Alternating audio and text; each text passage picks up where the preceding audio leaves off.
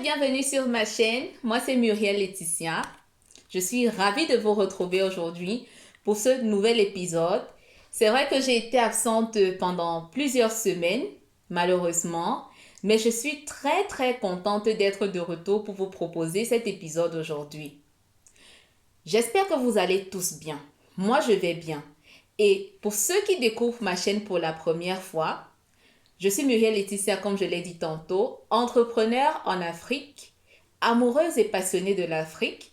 Et sur ma chaîne, je partage avec vous des idées, des astuces et des conseils pour vous aider à réussir votre business en Afrique. Comme vous avez pu le constater, dans cet épisode aujourd'hui, je ne serai pas seule. Je serai accompagnée d'un compatriote camerounais, d'un compatriote cette fois-ci, qui a eu la gentillesse, n'est-ce pas, de se prêter à cet exercice avec moi, de m'accorder cette interview. Il va nous parler de son histoire. C'est vraiment l'histoire de, vous savez, le parcours de rêve de plusieurs d'entre nous qui sommes encore ici en Europe et hésitons à sauter le pas. Donc, bonjour Eric. Bonjour Laetitia. Bienvenue sur ma chaîne. Je suis très heureuse de faire cette interview avec toi aujourd'hui. C'est moi qui te remercie de m'avoir invité chez toi. Ah, je t'en prie. Dans cet épisode, tu vas nous parler de ton histoire. Eric, ton histoire, elle est à couper le souffle. Tu as changé de vie 3 fois. Déjà qu'une vie, on n'en a qu'une. J'ai volé. Tu t'es permis d'en avoir 3 dans une, à ton jeune âge, je dirais. Donc, c'est ton histoire, moi, personnellement, m'a coupé le souffle. Tu es vraiment un exemple pour beaucoup de jeunes, bien sûr, beaucoup de jeunes qui encore aujourd'hui se demandent si c'est possible. Est-ce que c'est possible d'évoluer dans le temps? Est-ce que c'est possible, tu sais, de réussir dans un domaine où on n'avait même pas une idée? Est-ce que c'est possible d'utiliser, c'est-à-dire de upgrade mes connaissances actuelles pour atteindre un niveau supérieur? Donc, sans plus trop bavarder, n'est-ce pas Eric? Je vais te permettre de te présenter à nos téléspectateurs et de nous dire qui tu es, ce qui t'a amené en Allemagne, ce que tu as déjà fait jusqu'ici et nous parler brièvement de ton petit bébé, ton nouveau bébé, je dirais, parce que cet épisode n'est que la première partie d'une longue série avec Eric. Il a plusieurs vies, il va nous parler de ces vies-là. Et donc, dans cet épisode, il va juste nous parler de lui. Et dans les prochains épisodes, nous parler de cette grande aventure dans l'énergie solaire qu'il a commencé. Alors, Eric, qui es-tu et que fais-tu en Allemagne concrètement? Ok, je suis Eric Bonso. Je suis venu en Allemagne il y a quelques années. Ok. On va pas entrer dans les détails. Quelques années. On va pas entrer dans les détails, je t'en prie. Pour les études. Super. Et j'ai étudié et je suis un ingénieur en génie mécanique. Diplômé d'un master, hein? Master en génie mécanique. Après les études, j'ai travaillé en tant que chef de projet et parallèlement comme designer Super. dans une entreprise dans la place de Munich où j'ai eu à réaliser des grands projets entre autres, en l'occurrence un projet de fusion, dans le domaine de la fusion nucléaire. C'était un projet de recherche dont le premier prototype a été monté à Padoue, en Italie, et j'étais celui en charge de designer et d'assurer l'implémentation du projet sur place en Italie. Ok. Ah, mais ça, c'est excellent. Donc, il avait un revenu très, je dirais, très confortable, hein, je dirais. Ça ne suffit jamais. Oui, ça, c'est vrai. Nous, vous savez, nous, des Africains, on en veut toujours plus et c'est tant mieux. Donc, dis-nous, Eric, pourquoi est-ce que tu as décidé de tout claquer une première fois? Parce que, franchement, nous avons beaucoup de personnes qui nous regardent sur cette chaîne, qui résident en Europe. Et nous savons déjà quelle difficulté cela peut être de poursuivre ses études ici jusqu'à terminer, trouver un travail, hein. Même si on dit que voilà, nous voulons tous nous jeter dans l'entrepreneuriat, mais comme il faut bien vivre de quelque chose, on commence très souvent par être salarié. Pourquoi toi tu quittes cet emploi la première fois? Quelles ont été tes motivations? Parce que c'est aussi vraiment un enseignement, c'est quelque chose de très important que moi j'ai tiré de ton histoire. Pourquoi avoir changé de vie une première fois? Alors, j'ai changé de vie une première fois parce que c'était beaucoup plus pour les raisons professionnelles et d'accomplissement personnel. Ok. Parce que le travail dans l'entreprise dans laquelle, le projet sur lequel je travaillais, c'était un projet qui demandait beaucoup en termes de Mhm. créativité, en termes de pouvoir du moins, dans mon rôle, je faisais tout. J'avais la possibilité d'implémenter mes propres idées. J'avais Mhm. vraiment les coups de franche pour pouvoir travailler Mhm. de manière créative et tout. Et à la fin du projet, c'était une sorte de grand vide avec genre une sorte de business as usual où le travail était plus ou moins La routine. monotone et tout Mhm. ça. Donc du coup, j'ai décidé de claquer la porte pour pouvoir passer à autre chose. Et Mhm. à l'époque, ce qui me parlait beaucoup plus, ce qui m'inspirait, ce qui me parlait, c'était plus le monde digital dans lequel Mhm. je commençais à avoir des affinités via Mhm. les amis et tout. Donc du coup, j'ai décidé de continuer toujours dans le secteur du project management. Mhm. J'ai évolué. Tu évolues J'ai évolué exactement. parce que de mon point de vue, du moins, j'ai fait la même chose qu'avant, mais Ok. juste le domaine a changé. D'accord, Bon, super. la différence entre ce que je faisais hier et ce que je fais aujourd'hui, c'est que je fais toujours dans le domaine du project management, Super. mais c'est dans notre domaine, dans le domaine Du informatique, IT, ok. IT, puisque je Mhm. pense que ça, c'est l'avenir. Oui, c'est plus actuel Aussi bien ici que chez nous que de l'autre chez... côté au Cameroun. Exactement. Donc, du coup, pour moi, c'est intéressant d'avoir les connaissances et les capacités dans ce domaine-là. Mhm. Ce qui m'a conduit à faire une série de formations dans le domaine, Mhm. aussi bien project management, aussi quand Scrum Master, gestion Ok. Super. d'informaticiens. Mhm.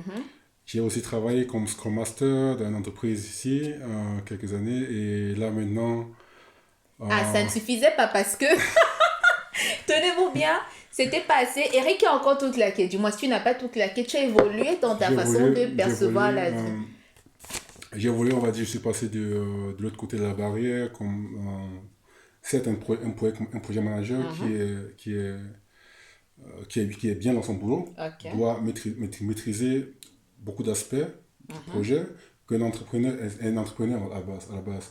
Donc du Mhm. coup, on va dire, là, je fais la même chose qu'avant, Mhm.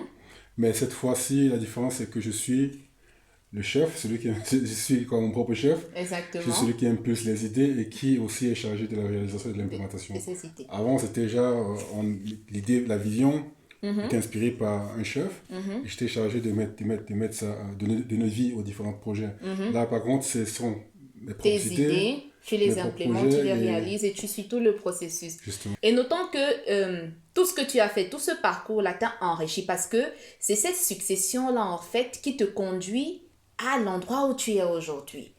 Je pense que où tu te trouves aujourd'hui, ce n'est que le début de ce que tu peux concrètement faire, mais je pense que quelque part, n'est-ce pas, et tu seras peut-être d'accord avec moi de dire que en réalité, tu n'as qu'évolué dans le développement de tes aptitudes. Tu es passé d'une étape à une étape. Tu n'as jamais été satisfait de ce que tu avais déjà. Tu ne t'es jamais dit, oh non, mais oui, je possède ces capacités-là aujourd'hui et c'est tout ce que je peux faire. La vie peut me donner plus. Je suis capable de beaucoup plus et donc je vais à la recherche de nouvelles connaissances pour arriver où j'ai vraiment envie d'arriver. Est-ce que c'était ça une partie de ta réflexion aussi? Bah oui, comme on dit, on a qu'une vie et Quant à la vivre? justement, bon, j'ai une formation d'ingénieur, du coup, en tant qu'ingénieur, il y a presque pas de limite au savoir, quoi. Si je Mhm. connais pas quelque chose, la seule barrière qui t'empêche d'atteindre un Tes objectif objectifs. défini, c'est juste le travail Mhm. pour se donner le temps d'apprendre et ensuite franchir les Les obstacles obstacles, exactement. qu'on se Parce que, franchit. tu sais, Eric, malheureusement, jusqu'à présent, j'ai rencontré beaucoup de personnes qui se mettent des barrières. Tu sais, elles commencent un business ou une entreprise et se disent qu'elles peuvent pas avancer, elles n'arrivent pas à aller au-delà parce qu'elles ne possèdent pas telle compétence, parce qu'elles ne sont pas capables de faire telle chose, ou elles se disent que je ne peux pas réussir dans ce domaine parce que je ne suis pas du métier, parce que tu es vraiment l'exemple vivant comme quoi lorsqu'on se donne des moyens, lorsqu'on a des objectifs et on se fait confiance, on fait confiance en ses capacités, en ses aptitudes, on peut vraiment casser toutes les barrières. Et j'espère que ceux qui nous regardent vont prendre cela comme leçon Et s'ils avaient des obstacles, s'ils avaient des barrières dans leur entreprise, trouver les moyens et les ressources en eux pour dépasser cela. Alors aujourd'hui, décider d'innover. Parce que concrètement, on ne peut pas, n'est-ce pas, venir en affaires, faire comme tout le monde. Ça ne peut pas marcher. Si vous venez en affaires pour copier ce que quelqu'un a fait, ça va échouer. Ça, c'est sûr. Il faut venir avec sa touche personnelle. Et c'est où toi, tu l'as compris. Et ce que tu proposes est quand même différent de ce que les autres font.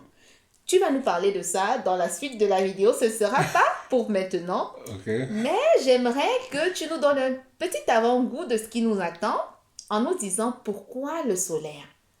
Alors pourquoi le solaire? C'est une histoire, je suis arrivé au solaire, je ne veux pas dire par hasard, mais bon, parce que je connaissais déjà la technologie depuis longtemps.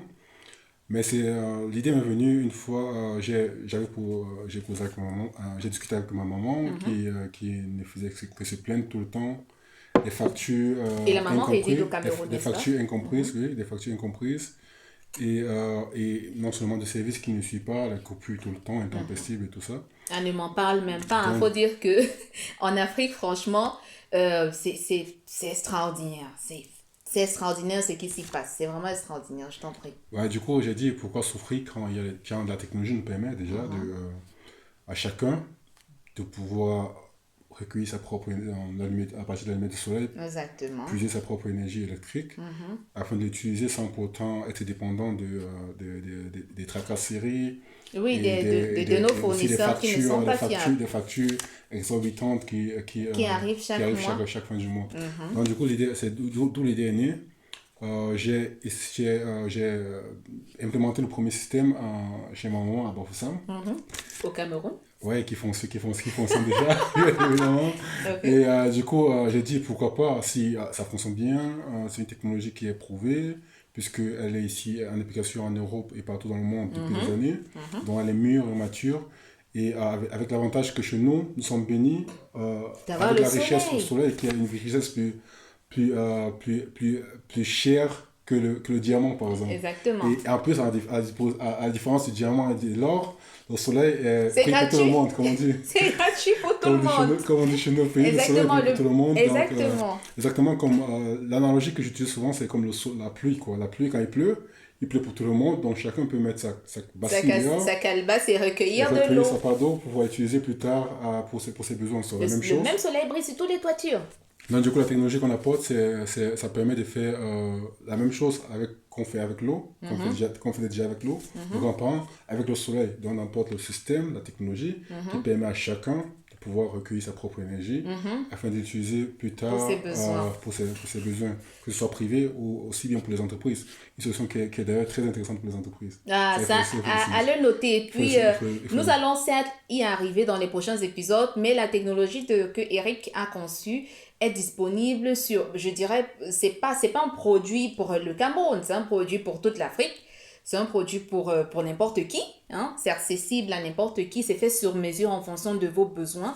Donc, Eric, vraiment, je te remercie déjà pour cette première partie dans laquelle tu nous as parlé de ton histoire, et je pense que ton histoire peut inspirer beaucoup de personnes. Dans la vie, il ne faut jamais penser qu'on est arrivé, n'est-ce pas, au bout de ce que la vie peut nous offrir, qu'on a atteint le niveau où on ne peut plus rien obtenir de la vie, où on ne peut plus se former, où on ne peut plus évoluer, parce que cela n'est vraiment pas vrai. Ton histoire nous le prouve et je suis déjà très excitée, n'est-ce pas, d'entrer dans la deuxième partie de cette interview où tu vas aller plus en profondeur et nous dire concrètement ce que tu fais, nous parler, nous dire où est-ce que nous pouvons également te retrouver, trouver tes produits, nous parler de tes produits et tes services, et où est-ce que les différents intéressés pourraient avoir accès à tes services. Okay. Donc, merci beaucoup Eric. Donc, merci beaucoup d'avoir suivi la première partie de cette interview avec Eric. Il nous réserve plein d'autres surprises. À tout de suite dans la deuxième partie de l'interview. Merci, je te remercie. Je t'en prie. Et à bientôt. Portez-vous bien et à très bientôt.